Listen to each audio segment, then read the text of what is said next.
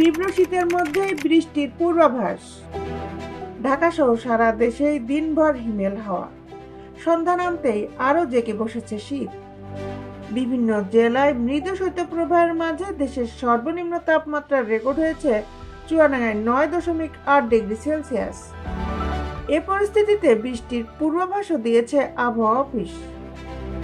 গত বৃহস্পতিবার থেকেই হাড় কাঁপানো ঠান্ডায় কাবু সারা দেশ। সন্ধ্যা নামতেই পূর্ণ শক্তিতে নেমে আসে পৌষের শীত, সঙ্গে হিমালয় থেকে ধেয়ে আসা হিম বাতাস। সকালে দেশের বিভিন্ন স্থানে বয়ে যায় মৃদু শৈত্যপ্রবাহ। শীতের তীব্রতা বাড়ায় জরুরি প্রয়োজন ছাড়া বাইরে নেই কেউ।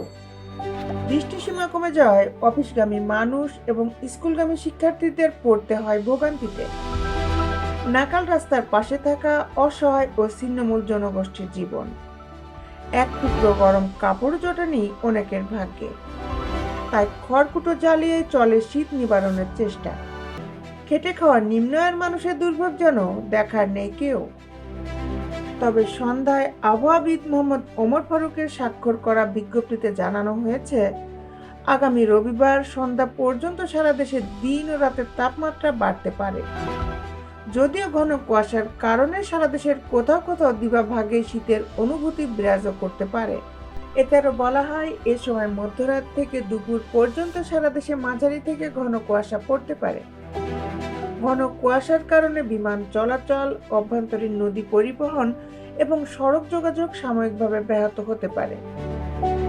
অস্থায়ীভাবে আংশিক মেঘলা আকাশ সহ সারা দেশের আবহাওয়া শুষ্ক থাকতে পারে বলেও ধারণা করা হচ্ছে। তবে বর্ধিত 5 দিনের আবহাওয়ার অবস্থায় বলা হয়েছে, এ সময় শুরুর দিকে দেশের উত্তরাংশে হালকা বৃষ্টি অথবা গুঁড়ি গুঁড়ি বৃষ্টি হতে পারে, আর এ সময়ের শেষের দিকে তাপমাত্রা আরো কমতে পারে।